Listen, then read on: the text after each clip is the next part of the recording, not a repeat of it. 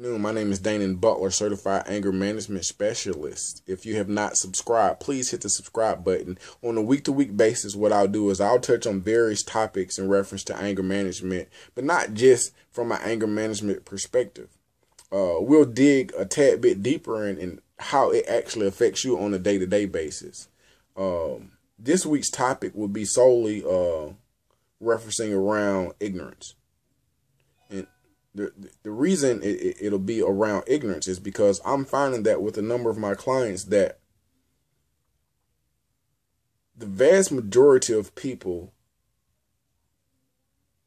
have anger because of falsified information that is not there, so they have to make assumptions, or outright lies.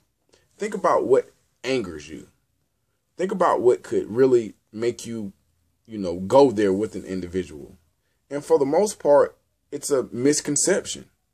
You either don't know what I'm capable of doing to you, or you don't understand the danger in which you're putting yourself into. So there is a lack of understanding, whether it be, from this perception or that perception. And so from a statistical perspective, let's take right now. The United States has the highest prison population in the world. However, we rank 10th worst in reference to the worst education system in the world. And so studies show that those individuals who are college educated or simply have an effective education are less likely to go to prison. Why? Because breaking the law is not logical. Those people who are informed about all the tools that are in the box, they're less likely to break the law. And what happens in certain communities is that they're not exposed to all those truths. They're not exposed to all the tools in the toolbox, so they adjust to what they think they have. So I'm saying that ignorance in that situation causes or has a direct effect on not just the prison population, but, this place we've labeled the land of the free, because the land of the free actually has the most people in prison. So that's a totally different blog. Now, because I deal with anger on many different levels or many different ages, I have to take into consideration sometimes I deal with kids, and you have to be, for the most part, I tackle kids from an individual perspective, and I try to find out what's really bothering you. And what's coming to play is that a lot of kids have developed anger from a resource or a source that trickles down into something. Now, in certain households, I'm finding that kids are upset because they're not getting what they think they're supposed to get, which is a misconception of reality. A lot of kids believed in Santa Claus, the Easter Bunny, and the Tooth Fairy. And when you lie to your kids, then you have to keep lying to them. Not only that, though, you're giving them, there's a day when you're going to realize that I lied to you. And so that's going to cause frustration, and that's going to cause mistrust. And then you have certain situations where some of my kids, they mad because they don't know their daddy.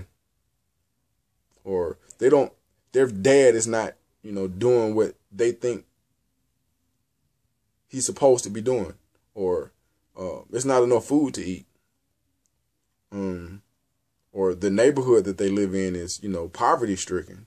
All of this, so all of these elements can be related back to one specific element, and that is ignorance. That's ignorance. When an individual does not have all the tools they need in order to provide an adequate meal for their family, there's a certain amount of ignorance that's taking place. And I'm not pinpointing saying that a person who can't feed their family is ignorant. I have to look at, all the different elements. If you live in a certain area and it's more profitable for these people who take control of this situation to support the prison population as opposed to supporting the education system, then you're going to have a poor education. That's a totally different segment, and we'll touch on that at a later time. So what I'm saying is that ignorance within itself, it causes frustration. That frustration, it musters up into anger. A lot of times when you're dealing with relationships, a lot of the females that have some of these domestic abuse, or they've been sentenced to anger management, they either bust the windows out, They flatted your tires. They put bleach on your clothes. You know what? They're angry to one degree or another, but they're angry with an individual who, in most instances, is not full within him or herself. You're dealing with an individual who does not know who he or she is, does not know what their purpose is. And I think that sometimes we put a label on people and we give them this holier than thou, we have holier than thou type expectations. You are a human. A human is an animal. Therefore, you have certain traits that are just going to take place. In no instance should you believe that a human cannot lie, cannot steal, and will not kill. These are human body functions. Unless this person is hovered into the room, then they're still a human. That means that they do stuff that humans do. Put your faith in that in what you believe in. Don't put your faith into another human. And I think there's somewhere in some type of religious recording that it's actually a sin to believe in people the way that you believe in God. If I'm not, I could be wrong, but if I'm not mistaken. So that within itself is a certain amount of ignorance that takes place. Then you have to also understand that most men are as faithful as their options. You know, you take a guy who has no options, then he is going to be extremely faithful. But you get somebody that got most of their teeth and a tad bit of education and a ride and somewhere to live, then what you've done is you've altered their options. And then another thing you have to take into consideration is that right now in the state of Georgia is that it's 15-1. And with 15-1, what takes place is the amount of thoughtness, it increases because you have to get this much more attention to yourself. And I'm not saying that it's not any good men out there. I'm saying that when you take all these factors into consideration, that there's no reason for you to flat anybody's tires. There's no reason to bust anybody's window out. What you got to do is step back, and what we're going to develop in the weeks to come is we're going to discover, some of us discover, and others will just remind you about emotional intelligence. Because a lot of times we're too in tune with here and not so much in tune as to what's logical and what's going to be effective and what the end result is. The moment you begin to move in a muster, move in a way in which you don't listen to any logic, you don't care about what the outcome is, you are moving and acting out of rage, then you are not acting out of emotional intelligence. That is ignorance. Ignorance is one of the key elements in reference to a developing form of anger. My name is Dainhen Butler. Every week, I will come to this YouTube and we will give you something that is going to help you not just in anger management, but in your day-to-day life. Subscribe.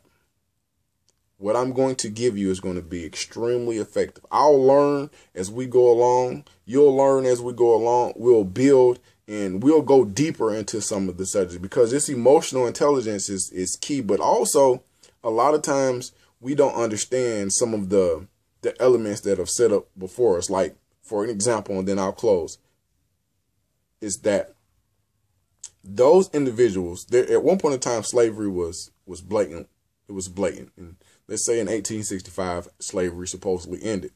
Okay, well, what took place is that on those plantations that are no longer plantations, those people who owned the most slaves, they turned right around and they had the biggest prisons. They own the most stock in the prison pop. Right now, Angola in Louisiana was actually a plantation. It was called the Angola Plantation. Angola is a country in Africa that they brought our people from. And so what took place was that you didn't move the place. It's the same plantation. People came there. They were forced to come there. They were forced to work to their death. And today, 2015, people are forced to go there, forced to work. The same land, the same crops, the same outcome. It's just a different name.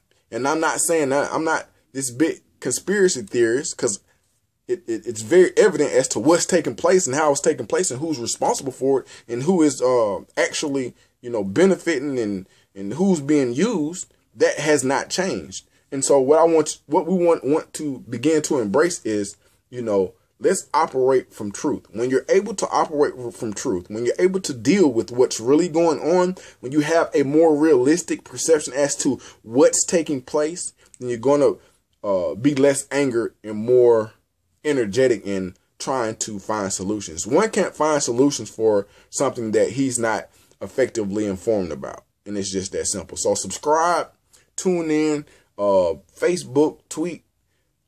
Everything is Dainhen Butler. Dainhen Butler. Butler. I see you guys next week.